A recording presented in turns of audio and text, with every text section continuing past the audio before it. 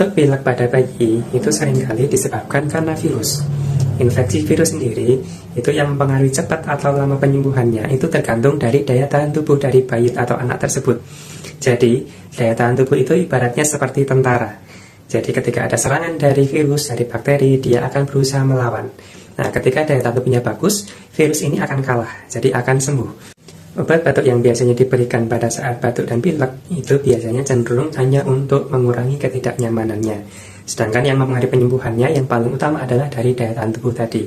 Dan itu yang paling banyak berpengaruh adalah dari nutrisi dan cairan tubuh kita.